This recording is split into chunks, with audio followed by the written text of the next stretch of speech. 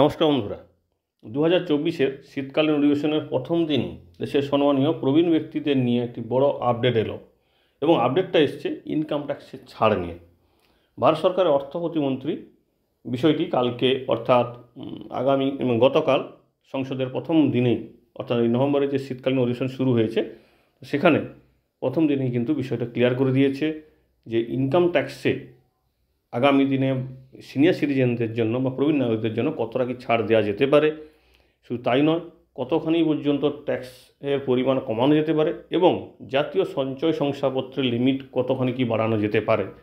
তো এই বিষয়টি নিয়ে আলোচনা হয়েছে এবং সেই অনুযায়ী কিন্তু আপনাদের সামনে আমরা তুলে ধরছি। তবে হ্যাঁ, এখানে একটা বিষয় আপনাদের বলে রাখি যে এই সংক্রান্ত কোনো ডকুমেন্টস অর্থাৎ পিডিএফ ডকুমেন্টস আমরা পাইনি, কিন্তু দেশের একটি জনপ্রিয় সংবাদ সংস্থা এবং সেই সঙ্গে অন্যান্য সংবাদপত্রেও কিন্তু খবরটি প্রকাশিত হয়েছে, জি বিজনেস, তার থেকে আমরা একটা স্ক্রিনশট নিয়েছি।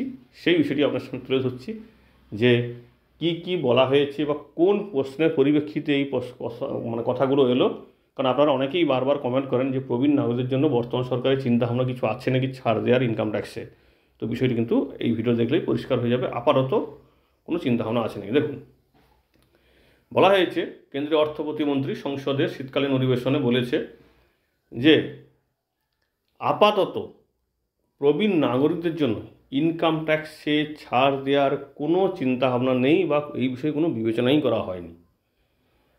বলা হয়েছে কেন্দ্রীয় অর্থ প্রতিমন্ত্রী পঙ্কজ চৌধুরী যে আয়কর আইনে সংশোধনী চার বেশ কয়েকটি প্রস্তাব এসেছিল এবং সেই অনুযায়ী আমরা কয়েকটি গৃহীত করেছি অর্থাৎ নিয়েছি, প্রবীণ নাগরিকদের সেগুলো উপলব্ধও করা হয়েছে, কিন্তু আরও কিছু যেগুলো এই মুহূর্তে বিবেচনার মধ্যে আসছে না। তো কী এমন প্রশ্ন ছিল বা কী এমন প্রস্তাব ছিল যেগুলো মানা যাচ্ছে না, সেই বিষয়টিও দেখুন। এখানে বলা হয়েছে কেন্দ্রীয় মন্ত্রীর কাছে বা অর্থমন্ত্রকের কাছে কী কী প্রস্তাব এসেছিল প্রবীণ নাগরিকদের জন্য। তো আশা করি এই দাবিগুলোর সঙ্গে আপনারাও সহমত হবেন। এবং এখানে বলা হয়েছে যে রাজ্যের প্রবীণ কল্যাণ সমিতি থেকে, বিভিন্ন রাজ্যের যে কল্যাণ সমিতি থাকে প্রবীণদের জন্য, সে সমস্ত জায়গা থেকে কি ইনকাম ট্যাক্সে ছাড় দেওয়ার জন্য প্রবীণদের কোনো কি প্রস্তাব এসছে। দ্বিতীয়ত যে বিষয়টা জানার জন্য বলা হয়েছিল যে সরকার কি প্রবীণ নাগরিকদের বার্ষিক আয় 7.5 লক্ষ টাকা পর্যন্ত কি টোটালি ট্যাক্স ফ্রি করবে। কারণ আপনারা জানেন এই মুহূর্তে পুরনো ট্যাক্স রেজিমে 3 লক্ষ টাকা পর্যন্ত সিনিয়র সিটিজেনদের ট্যাক্স ছাড় হয় আর 5 লক্ষ টাকা পর্যন্ত সুপার সিনিয়র সিটিজেনদের জন্য ট্যাক্স ছাড় হয়।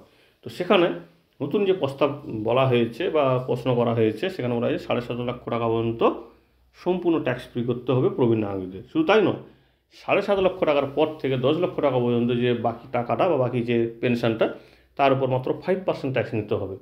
তো এই দুটি প্রস্তাব কিন্তু দেওয়া হয়েছিল এবং আর একটি প্রস্তাব দেওয়া হয়েছিল জাতীয় সঞ্চয় শংসাপত্র নিয়ে। প্রবীণ নাগরিকদের জন্য এটা কিন্তু খুব একটি জনপ্রিয় সেভিংস স্কিম। তো সেই জাতীয় সঞ্চয় শংসাপত্রের সীমা 1.5 লক্ষ থেকে বাড়িয়ে দ্বিগুণ করা অর্থাৎ 3 লক্ষ টাকা করার কথা বলা হয়েছিল বা প্রস্তাব দেওয়া হয়েছিল বিভিন্ন জায়গা থেকে, বিভিন্ন সংস্থা থেকে। তো এই বিষয়টি নিয়ে কিন্তু কেন্দ্রীয় অর্থ প্রতিমন্ত্রী সংসদে বলেছেন যে আপাতত এই মুহূর্তে এই নিয়ে কিছু চিন্তাভাবনা চলছে না। কারণ কি, আমরা প্রবীণদের জন্য অনেক কিছু এই মুহূর্তে দিয়েছি এবং ইনকাম ট্যাক্সের ছাড়ও দেওয়া হয়েছে গত বাজেটে। তো আপাতত এই বিষয়ে ওনারা বলছেন যে যেহেতু গত বাজেটে পেনশনারদের অর্থাৎ ফ্যামিলি পেনশনারদের স্ট্যান্ডার্ড ডিডাকশান 15,000 থেকে বাড়িয়ে 25,000 করা হয়েছে এবং শুধু তাই নয়, বেতনভোগীদের জন্য আরও বিভিন্ন স্ট্যান্ডার্ড ডিডাকশানও বাড়ানো হয়েছে এবং আরও কিছু সুবিধা দেওয়া হয়েছে। তাই আপাতত এই মুহূর্তে কোনো ঘোষণা হচ্ছে না। তো দেখা যাক, এই কেন্দ্রীয় অর্থ প্রতিমন্ত্রী সংসদে এটা বলেছেন, সেটাই আপনার সঙ্গে তুলে ধরলাম যে আপনাদের যে প্রশ্ন থাকে বিভিন্ন সময় যে এটা নিয়ে কিছু চিন্তাভাবনা আছে নাকি। তো এই বিষয়ে কিন্তু আপনারাও জেনে গেলেন যে আপাতত কেন্দ্রীয় অর্থ প্রতিমন্ত্রী বলেছেন এই নিয়ে কোনো আপাতত রিলিফ বা স্বস্তির জায়গা নেই, ইনকাম ট্যাক্স যেমন আছে সেই রকমই থাকবে। তো এমনিতেই মনে হয় যে ইনকাম ট্যাক্সের ছাড় প্রবীণদের জন্য কিন্তু সম্পূর্ণ তুলে দেওয়াটা উচিত। কারণ কি, এর আগেও কিন্তু নির্মলা সীতারমণের কাছে অর্থাৎ কেন্দ্রীয় অর্থমন্ত্রী ওনার কাছে কিন্তু এই বাজেটের আগে অর্থাৎ 2024-এ যে বাজেট পেশ করা হয়েছিল তার আগে কিন্তু একটা প্রস্তাব গিয়েছিল টোটালি ট্যাক্স ফ্রি করা হোক। কারণ প্রবীণ নাগরিকদের আয় বলতে ওই পেনশন আর একটু সুদের টাকা, তো সেখান থেকে সম্পূর্ণ ছাড় দেওয়াটা উচিত বলে দাবি করা হয়েছিল। কিন্তু আপাতত এই বিষয়ে কোনো সিদ্ধান্ত হয়নি, ভবিষ্যতে হলে হয়তো হতে পারে। তো আপাতত কিন্তু এই বিষয়ে এইটুকুই আমরা জানতে পেরেছি, আপনার সামনে সেইটুকুই তুলে ধরলাম। ধন্যবাদ।